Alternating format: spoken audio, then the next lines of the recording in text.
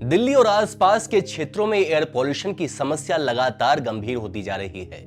Doctor और experts चेतावनी दे रहे हैं कि केवल 1 घंटे की उच्च स्तर के एयर पॉल्यूशन के संपर्क में आने से आपके स्वास्थ्य पर गंभीर असर पड़ सकता है। जी हां, मैं हूं अंकित मिश्रा और आप देख रहे हैं स्टेट में हिंदी।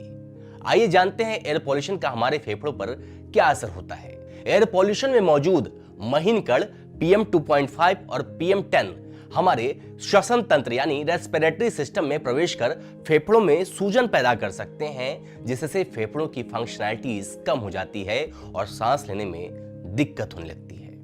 डॉक्टर्स बताते हैं कि हाल ही में उनके ओपीडी में 5 मरीज जो पहले स्थिर थे, उन्हें नई समस्याएं उत्पन्न हो गई, जैसे खांसी, गले में खराश, छाती में जकड़न, बहती नाक और सांस लेने में कठिनाई। ये लक्षण 4-5 दिनों से बने रहे और इनहेलर या नेबुलाइजर के बढ़े हुए उपयोग से भी सुधार नहीं हुए। अब जानते हैं कि क्या होता है AQI। वायु गुणवत्ता सूचकांक यानी एयर क्वालिटी इंडेक्स हवा की गुणवत्ता मापने का एक महत्वपूर्ण पैमाना है।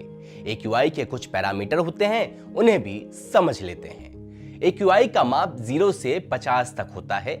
AQI 50 या उससे कम हो तो अच्छा वायु गुणवत्ता स्तर होता है। अगर AQI 300 से ऊपर हो तो खतरनाक हो जाता है।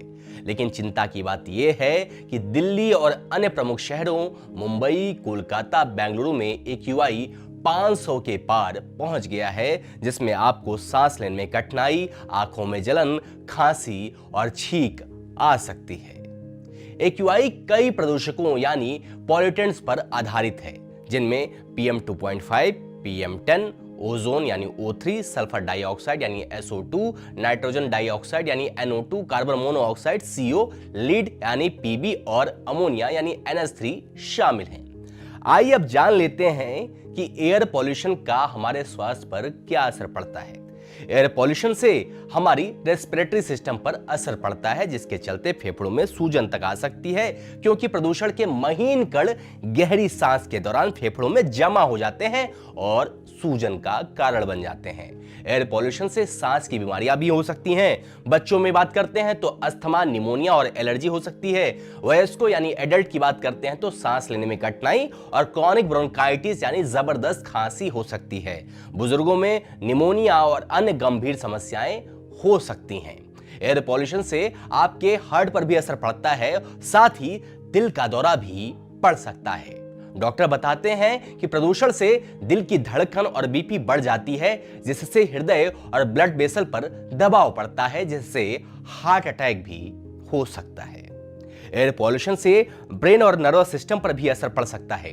बच्चों में IQ स्तर कम हो सकता है और अत्यधिक सक्रियता बढ़ सकती है, यानी हाइपर एक्टिविटी जैसी गंभीर बीमारी हो सकती है।